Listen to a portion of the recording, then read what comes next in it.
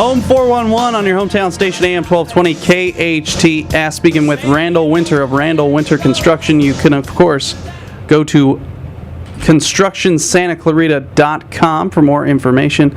And he's still looking for a plumber and a painter. So make sure you give him a call at 799-8089. We need an expert in the plumbing field and painting field because there's room on the show for you. All right, so we were going through this list, and you can go to constructionsantaclarita.com to see this homeowner's checklist, what the stuff you need to take care of before you start a construction build on your home or office. And we had just gotten through check out the contract, and there was some more stuff you wanted to make sure that you mentioned with check out the contract. So I'm sure you can help with that, but there was more stuff that you wanted to talk about with checking out the contract. Yeah, I mean, one of the things is that you want to have clearly spelled out the dollar amount of the contract, the starting date of the contract, the completion date of the contract. There's other mandated things that need to be on there. You have to give them a 3-day right to cancel. You have to explain to them about mechanics liens.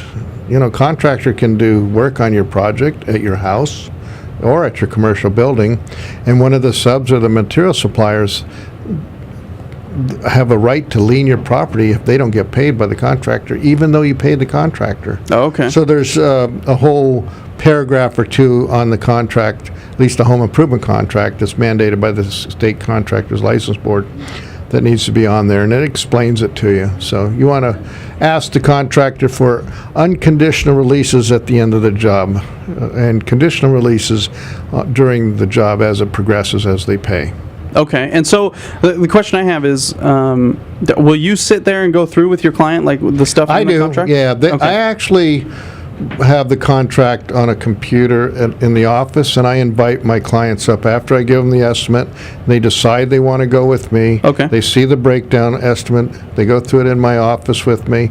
They see the materials that are going to go into their job, and then I go through step by step. And I even have another checklist to go through with them. I'm big on checklists. Keeps me out of trouble. Okay, so one other a bullet point you have here. So check the contract. And Randal here, if you decide to do business with him, he will go through the contract with you as well. Another bullet point here on your homeowner's checklist before starting out doing some construction is building permits. Will the contractor get the permit before the work starts? That's the question you have to ask. Well, most of the things that we do here in the city of Santa Clarita or the county of LA require a building permit. Okay.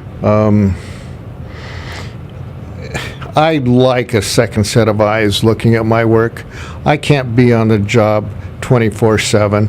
I have guys that are very talented and know a lot about what they're doing, and most of them are employees, so we self-perform a lot of the work that we do.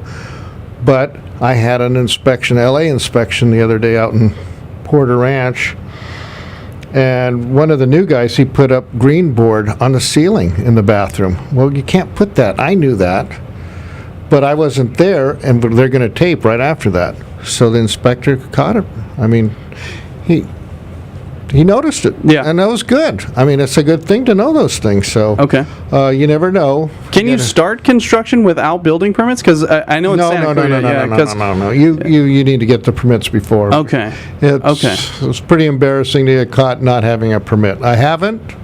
Okay. But I usually get. I have someone in my office that does that for me. We draw up the plans, we go to the city or county, and we get the permit.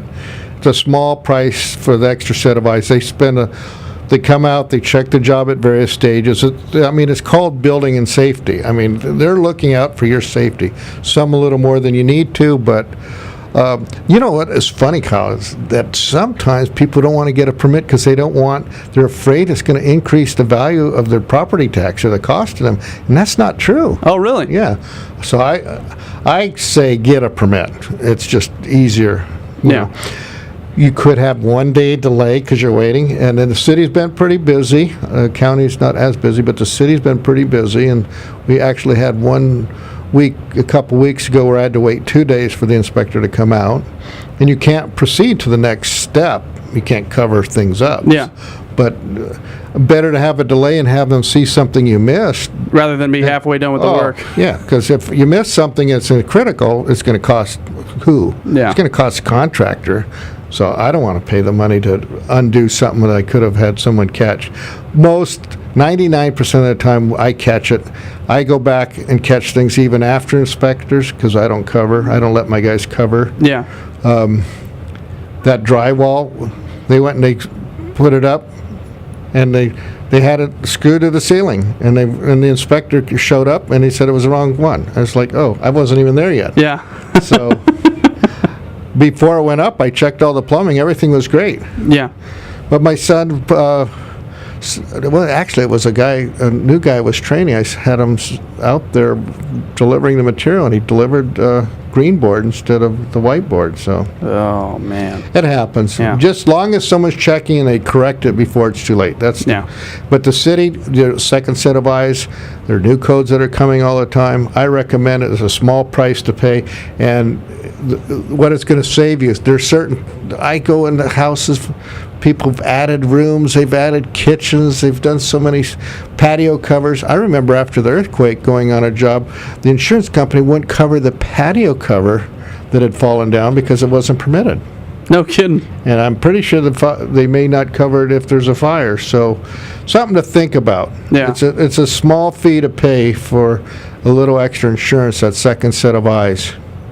All right, so we're up against a break already. So we only got through one more bullet point, but we're going to get through more of the homeowner's checklist. You can see the checklist at constructionsantaclarita.com.